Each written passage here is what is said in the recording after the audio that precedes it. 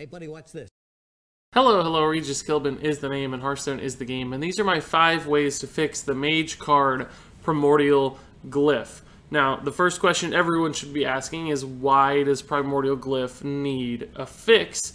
And I think there are basically 2 reasons for that. One is that this card is really RNG dependent, which is a problem for Hearthstone in a lot of ways, right? Discover does limit the RNG a little bit because it's not totally random like a card like Babbling Book, but it's still rather random because you get to choose just 3 of a huge pool of spells available to Mage. So there's a big random element that both you can't control for and your opponent can't control for. And sometimes randomness in a card game is okay. Of course, it's a card game. There is some inherent random elements.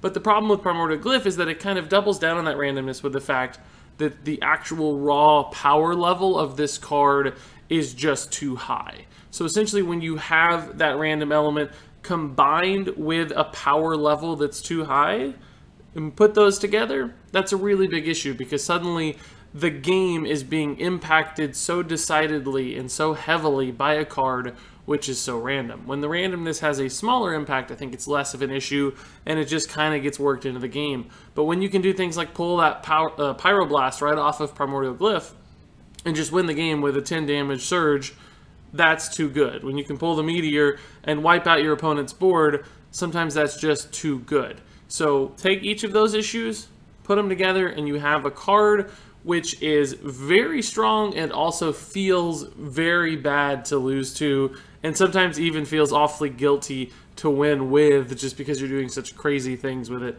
from time to time. So it's really those 2 things that make it such a problem card for me, and I think with just a few small subtle tweaks here and there, you could essentially limit one side or the other. In other words, pull back a little bit on the power level or pull back a little bit on the randomness, and then suddenly you have a really healthily designed card that's still good, it's still strong, it still can be run by mages, but it has less of those huge swing play potentials and less of a sweeping impact on the game. So it feels a little bit more balanced. It feels much better to lose to from time to time than it currently does. And this is really an argument that's true for both constructed play, but also in Arena, where Primordial Glyph is perhaps even more problematic than in constructed. But I think these fixes would honestly address the card correctly in both formats. So all of that said, let's just go ahead and jump into this list. My first fix is that you could very simply increase the mana cost of Primordial Glyph from 2 mana to 3 mana.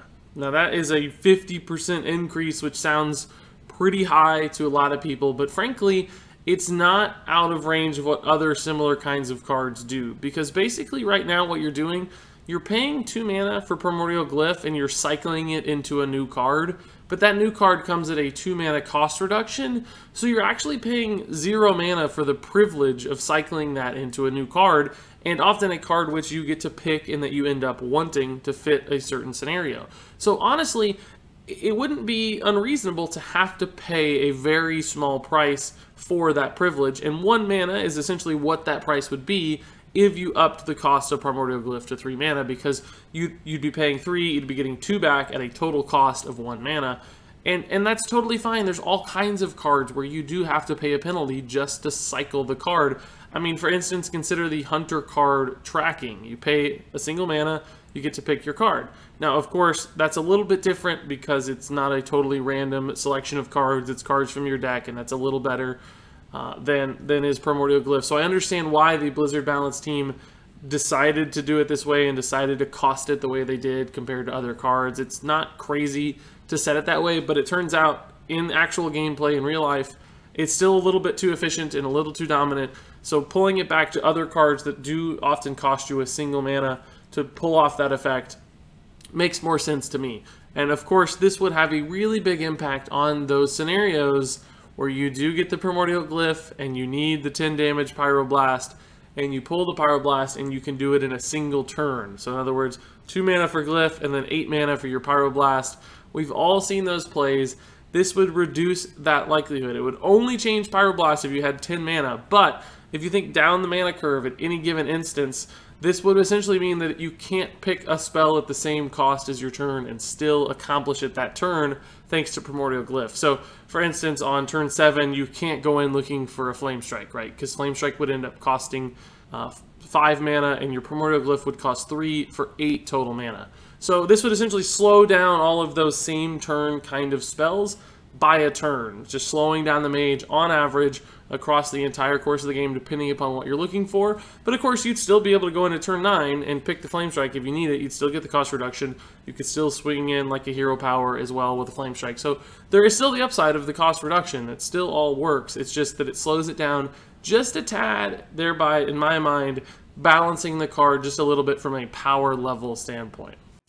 My next suggestion is actually a fairly similar one, and a lot of people might instantly think, well, hey, that's the same difference as your first suggestion, but it's actually not. This operates in a different way, and that this suggestion is that you could change the cost reduction of the card to 1 mana instead of 2 mana. So Primordial Glyph would still cost 2 mana, but it would reduce the new spell's cost only by 1 instead of 2. In other words, if you picked that Flame Strike off Primordial Glyph, it would cost 6 mana instead of 5.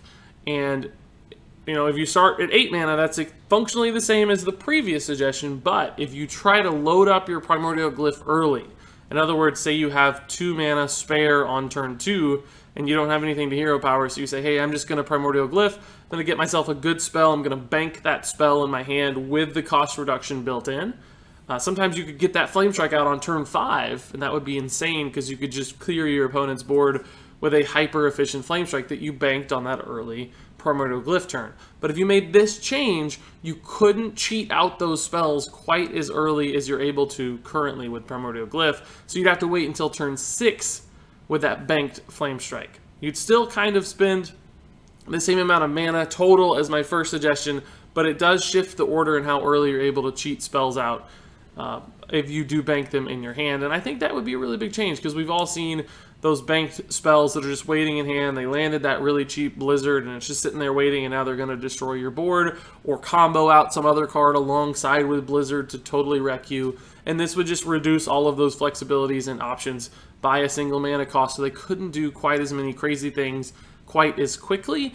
And I think that would be another really positive impact that wouldn't break the card. I think Primordial Glyph would still be really good. It would still be ran with these changes, just being able to pick extra Pyroblasts and extra Fireballs, and getting the thing you need still contains a lot of power, and this would still provide that total cost reduction, so it'd still be good.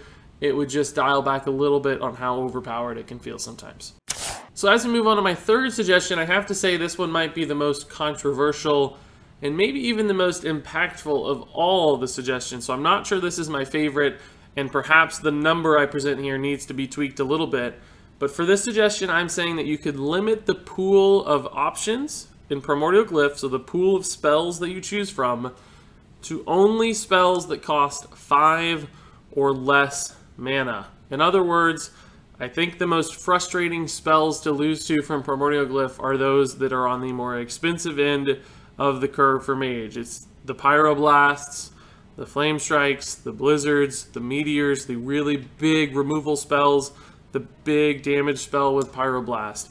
So that if you did reduce that pool of cards, you would take out some of the really high swing potential of Primordial Glyph, right? You'd still have very powerful things you could get off Glyph. You know, sometimes you just need that Frostbolt in the early game, you know. Sometimes you need the Fireball for damage. You could still get things like Kabbalist's Tome to turn this into way more cards for late game control style matchups. You could get Arcane Intellect for card draw. There's still good spells available for 5 or less mana for Mage, of course. There's a ton of great ones, but this just limits it a little bit. I think you could also just say 6 or less mana and probably be okay to let that Blizzard slide by, let the Meteor slide by, and you'd basically just cut out Fireland's Portal and Flame Strike at the 7 mana, and of course Pyroblast still as well. That might actually just be enough, because those are 3 pretty big, high-powered, swingy spells, and maybe just giving Mage a couple good removals, board removals with Blizzard and Meteor would be okay. I'm not going to say that the 5 mana number here is exactly right. I think that's up for debate, but essentially tweaking the pool a little bit so that the swing potential of those super high efficient Mage spells at the end of their curve are removed from the choices, I think would go a long way towards making this feel a lot more balanced. It'd be less RNG dependent too, because your opponent would have a better idea of the range of cards that you might pick and what's available to you and what they need to play around, which would always be helpful as well. So ultimately, a bit of a risky change. It might hurt the card a little too much. I openly admit that, but still something that I think would help address the issues that I've presented. Moving on to the fourth option, I actually really like this one a lot. I think it's one of the most subtle choices and probably low impact as far as reducing the effect of the card or the strength of the card overall, but still would make this a much less frustrating card to play against, and that is that you could simply remove Primordial Glyph itself from the pool of options of spells selected. In other words, we've all seen those instances where your opponent just really needs a fireball, so they Primordial Glyph, or frankly even Pyroblast. This still works because of the way Primordial Glyph's cost reduction works. Primordial Glyph into Primordial Glyph, which remember costs 0 mana, into Primordial Glyph, which remember costs 0 mana, into Primordial Glyph, which remember costs 0 mana, into Pyroblast, and then they kill you. That's not a super likely scenario, of course, because the odds of getting Primordial Glyph that many times in a row are very small, but there are still plenty of instances where opponents just cycle Primordial Glyph until they find an option that fits what they need, whether maybe it's just a Frost Nova to stall the board, but they didn't get it the first time. And I think that's just a little bit too much power here, because remember, as I mentioned previously, there should be some small cost for cycling a card into a new option and into a new choice. And when you're able to do that infinite Primordial Glyph cycling, there's no cost. You can just get to do it basically forever as long as luck is on your side, and those are really frustrating scenarios. So why not just remove Glyph from the equation? Make sure that the 3 cards they get are the only 3 cards they get to choose from. There's no second chances here. There's no re-rolls. You have to take one of those 3, and then occasionally it's going to be 3 awful cards. They're going to get like the Shatter, Arcane Missiles, Arcane Explosion choice, and it's going to fail. Instead of giving them another out, it's just going to absolutely fail, and there's no choice. And there's never going to be a second chance, so that just reduces that consistency of Primordial Glyph. You know, maybe 1 in 5 times it's a way worse card, and the other 4 times it's exactly the same. You were going to get exactly Shatter, Arcane Explosion, and Arcane Missiles anyway sometimes, but occasionally that Primordial Glyph was going to show up. So just make it a little worse, a little of the time. That's reducing the overall power level of the card. It feels less crazy when they do those cycling turns like they can tend to do.